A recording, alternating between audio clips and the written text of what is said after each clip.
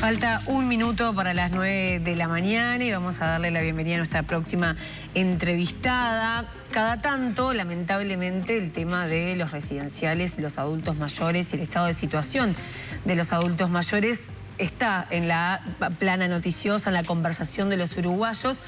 Y lamentablemente por hechos que son muy tristes. Pero, ¿qué pasa en el mientras tanto, no? ¿Cuánto abordamos este tema? ¿Cuánto nos preocupa el estado de situación de los adultos mayores? Vamos a conversar sobre eso y sobre también el Consejo Consultivo para la creación del Plan Nacional de Cuidados. Vamos a recibir a Claudia Gentilini, presidenta de ADERAMA. ¿Cómo estás, Claudia? Muchas gracias por recibirme. Todo bien, por supuesto. Un placer. Sí. Vos te dedicás hace tiempo, ¿no? A este tema. Sí, ya estoy como hace 8 años más o menos en ADERAMA, en la directiva de ADERAMA. Bien. Sí. ¿Qué les pasa a ustedes cuando surge una noticia como la de Tacuarembó, y antes fue Durazno, y antes fue 33, y todos hablamos de este tema y todos nos horrorizamos, nos espantamos, pero la cosa parece que no cambia mucho? Sí, bueno, nos da muchísima pena, ¿verdad?, que esto esté pasando, que haya gente que vulnere los derechos de las personas mayores, pero yo quiero dejar bien claro de que un LPM, un residencial de adultos mayores, aloja en su establecimiento personas mayores de 65 años. En este caso son la mayoría, 32 personas menores de 60 años. Hablamos del caso de Tacuarembó. El caso de Tacuarembó. Hablamos de que esto no es un residencial, ¿verdad? Es un psiquiátrico, o sea, es salud mental. Siempre que vemos un establecimiento donde hay adultos, estamos confundiendo si es un residencial o es un psiquiátrico. En este caso no es un residencial, es un psiquiátrico y está bueno dejarlo claro porque es salud mental. Es otra ley que los controla, que los fiscaliza. No es la misma que los LP. Hoy que lo vemos con el diario del lunes y uno puede ver qué es lo que había adentro de algún modo, pero a muchas familias se les dijo que era un residencial. Puede ser, sí. Claro, digo, por eso la gente tiene que tener claro la diferencia, ¿verdad?, de lo que es un LPN y lo que es salud mental. Son cosas diferentes. Independientemente del caso de Tacuarembó, yo hoy te nombraba otras situaciones que hubo en el interior, que además con resultados o situaciones tremendas, fallecimiento de personas. ¿Cuál es la realidad del interior del país en estos casos? Y bueno, la realidad es que hay muchos residenciales que trabajan de forma clandestina porque no logran cumplir con la normativa vigente, con el decreto 356/2016. Está demostrado que desde Tacuarembó fue trasladada toda esa gente que estaba en ese hogar, fue trasladada a Montevideo porque no hay de camino de Tacuarembó hasta Montevideo hogares habilitados como para recibir esas personas.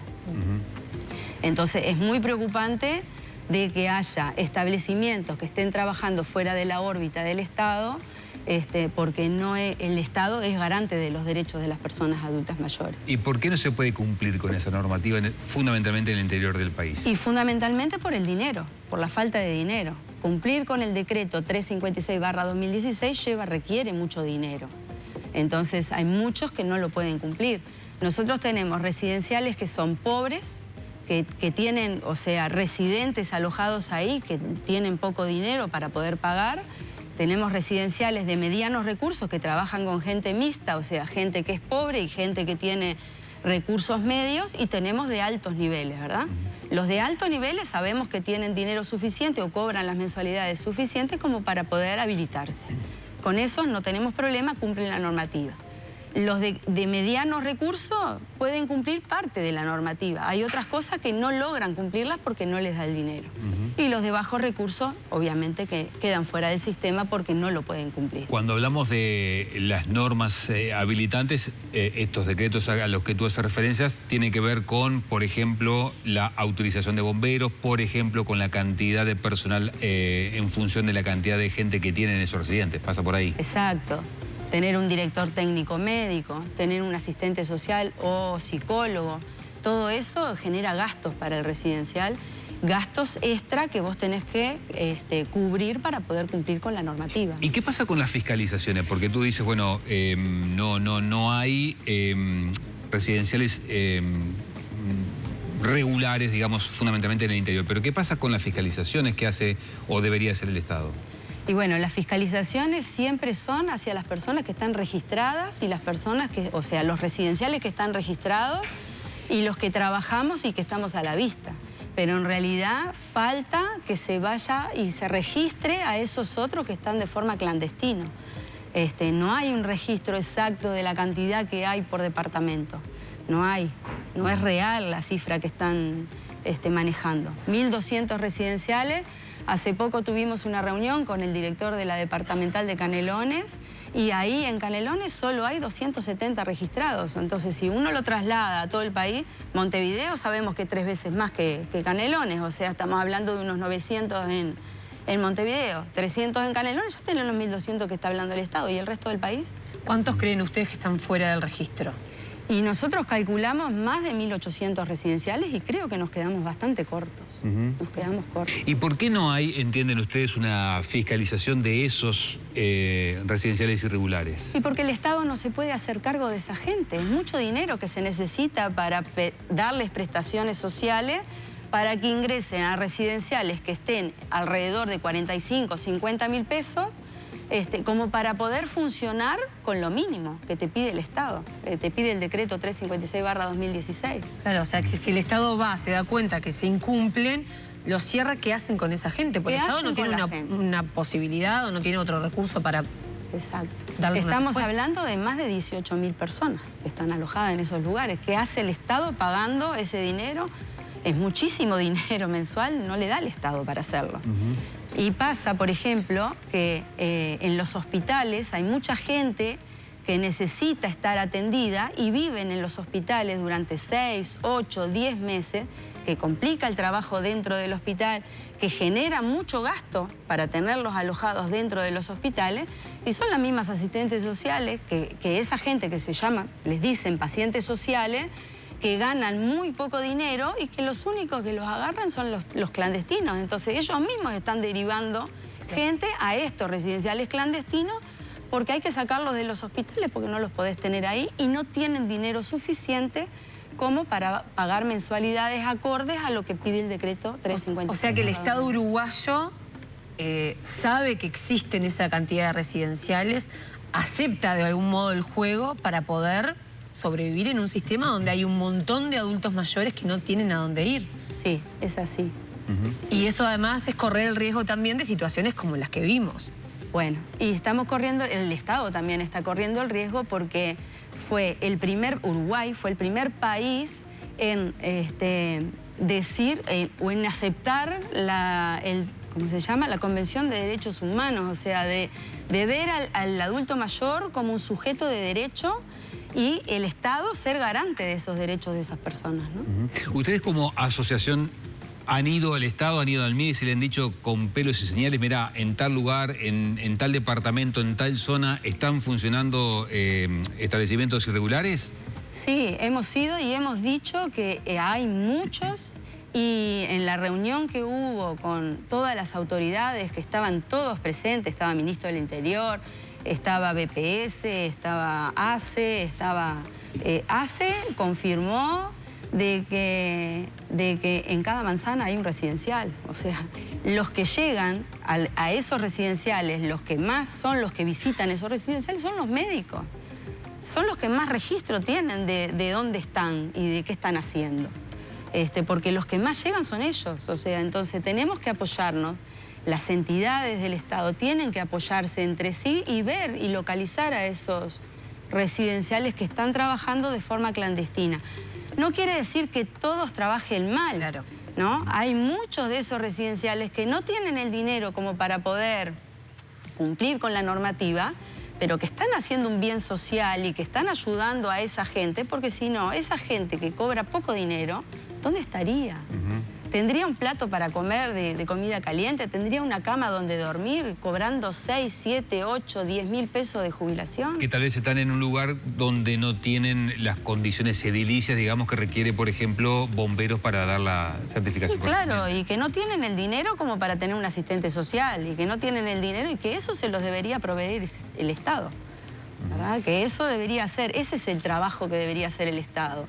Empezar a trabajar de forma territorial, ver qué residenciales hay, las necesidades que tienen. Y el que esté vulnerando los derechos, pero no vulnerando los derechos porque no cumplen la normativa, sino haciendo o pasando por violencia doméstica, ¿verdad? Porque gente amañatada no es, más allá de no cumplir, esos, ¿no? Sí, cerralos, porque esos están violando los derechos de esa persona, están violentando sus derechos. Entonces a eso sí hay que cerrarlo. Calculamos que habrá 100, ponele, para cerrar. Bueno, a eso sí el Estado debe darles prestaciones sociales, debe realojarlos, pero de una forma que sea transparente, de una forma que sea compras del Estado al mercado o solicitando a residenciales que estén habilitados, que ofrezcan cupos y bueno, y hacerlo de una forma transparente. Ahora vamos a hablar de este Consejo Consultivo para la creación del Plan Nacional de Cuidados, pero antes de irnos del tema, la situación de Tacuarembó, ¿qué pasó con esa gente? Esa gente fue trasladada de Tacuarembó a un hogar, que es el hogar italiano, que es un hogar sin fines de lucro, que la verdad que es admirable, ¿verdad?, lo que hacen esos hogares, porque es el cuarto hogar italiano que abre. Es admirable la vocación que tienen por atender al adulto mayor, ¿verdad?, porque no reciben lucro. Son hogares sin fines de lucro. ¿Y cómo hacen? Y bueno, no lo sé. Yo tengo un residencial con fines de lucro que tiene la misma cantidad de gente, que cobro lo mismo, pero no me da para poner 4 residenciales porque me enloquecería atendiéndolos a todos. ¿Son no podría. ONGs, o sea, reciben donaciones o hay prestaciones del Estado? No sé exactamente. Bueno, prestaciones del Estado sí, porque se realojaron con el programa del MIDES, que se llama Programa de Apoyo al Cuidado Permanente, que es el que hace los realojos de los cierres de residenciales. ¿Y toda esa gente oriunda de Tacuarembó vino a Montevideo? Toda esa gente que es oriunda de Tacuarembó fue traída, no vino. Fue traída a Montevideo, fue trasladada a este hogar que se abrió hace muy poquito y que ya está habilitado, que impresionante, ¿no? Habilitarse tan rápido es espectacular. Ojalá todos pudiéramos habilitarnos rápido. Y esa gente fue traída a Montevideo, sí. Hoy en día los psiquiátricos no son como los psiquiátricos de antes, por ejemplo. Los psiquiátricos de antes eran lugares donde la gente estaba dentro de ese lugar, que no se les permitía salir y estaban medicados, ¿verdad? Estaban encerrados en un psiquiátrico. Hoy en día no, son hogares de apoyo donde tenés esas personas de salud mental, pero que tienen la posibilidad de salir e ingresar del establecimiento cuando quieran, tienen libertad de salir e ingresar al establecimiento. Entonces vos decís, bueno, gente oriunda del campo de Tacuarembó, acá en Boulevard Artigas y Agraciada, vos dejás salir a esas personas cuando vivieron toda la vida en el campo y ahora están en plena ciudad, en la capital. De Tacuarembó a Montevideo no hubo ninguno en el medio. No hay ninguno habilitado como para recibir esa gente. No hay ninguno. Lamentablemente no hay ninguno. Y bueno, hay mucho trabajo por hacer. El Estado tiene muchísimo trabajo por hacer. Y hay que habilitar residenciales, hay que ver por qué no se habilitan y hay que ir y acercarse. Y creo que la habilitación debería cambiar, ¿verdad? La habilitación no porque tenemos diferentes tipos de residenciales, pobres, de medianos recursos y de altos recursos. Bueno, a los pobres que están haciendo un bien social y que están atendiendo a esta gente que nadie la atiende, a ellos deberíamos darle apoyo, deberíamos ir y preguntarles qué es lo que están necesitando para poder salir adelante y seguir con las habilitaciones o tratar de que esos lugares se habiliten y sean, que estén bajo las reglas del Estado y no que estén por fuera del sistema. ¿Cuánto le da el Estado a los residenciales que están registrados y formalizados por persona que atiende? Bueno, hay distintos programas, más o menos entre el programa Cupo Cama de BPS, el programa Larga Estadía, que es a través de la Fundación A Ganar, y el programa de apoyo al cuidado permanente, que es este programa de realojo que tiene el MIDE, más o menos anda entre 47 y 48 mil pesos. Esa es la prestación que da el Estado. BPS, por ejemplo, descuenta el 70% de la jubilación de la persona y completa a llegar a ese monto. Lo que es el MIDES no descuenta nada de la jubilación de la persona y te paga directamente los 48 mil pesos. Claro, habilitando más residenciales, lo que le genera seguramente al Estado es un mayor costo de atención. No, al revés. Lo que hace al habilitar más residenciales te genera más plazas. O sea, más lugares donde vos podés realojar esta gente que hay que realojar, ¿no? No ir y cerrar residenciales a lo loco, no. Ir y cerrar los que realmente hay que cerrar. Que los que hay violencia, los que tienen a los pacientes atados, los que tienen a los pacientes mal atendidos. Bueno, eso sí hay que cerrarlos y hay que realojar a esa gente. Yo me pregunto, tanto el de Tacuarembó, estas personas hospitalizadas que vos decís que en un momento hay que darles de alta y hay que llevarlos a algún lado, ¿cómo se elige el residencial al que se lleva? ¿Es por sorteo, por cercanía, por facilidad de la familia si es que existe? ¿Cuál es? Porque digo, ahí puede haber incluso hasta un problema de interés por el tema de la selección, porque si vos me decís que el aporte es de 48.000 pesos, me imagino que a los residenciales de algún modo le sirve. Sirve y sirve mucho, y los residenciales que tienen poco dinero y que cobran 10, 15, 20.000 pesos a un jubilado, ofrecerle uno de 48.000 le está solucionando un montón de cosas, ¿no? Entonces sirve. ¿Cómo lo digitalizan? No lo sabemos. No lo sabemos porque no hubo un llamado a residenciales habilitados para ofrecer cupos para realojar este tipo de residentes. Ustedes, bueno, usted hace ya bastante tiempo que está en la asociación, participando precisamente de distintas instancias. ¿Ha notado un cambio precisamente en las políticas a aplicar de la anterior administración con la actual? Sí, hay un cambio, pero hay un cambio porque todas las asociaciones civiles están trabajando sobre considerar al adulto mayor como un sujeto de derecho. Antes, en la ley 17.066, que es la que regula los LPEM, la ley era asistencialismo y la parte sanitaria. No se hablaba del derecho del adulto mayor. Por eso hace unos años se agrega el MIDES a trabajar junto con el Ministerio de Salud Pública para regular estos establecimientos. Porque lo que se quiere lograr es calidad en el cuidado y derecho para el adulto mayor. ¿Y ha habido algún cambio en los hechos sustancial? Y bueno, todavía no está aplicado, todavía a nosotros nos sigue controlando esta ley, la ley 17.066.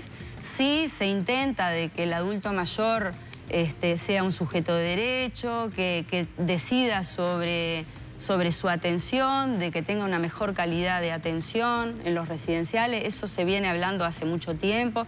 El Instituto Nacional de Derechos Humanos está trabajando mucho con las asociaciones civiles, inclusive ADERAMA, están trabajando para que el adulto mayor conozca los derechos que tiene, y sobre todo el derecho a la salud, el derecho a la justicia, el derecho a la igualdad y no discriminación. Yo qué sé, son derechos que están en la Convención Interamericana de los Derechos Humanos, ¿no? Y que Uruguay fue el primero en ratificar.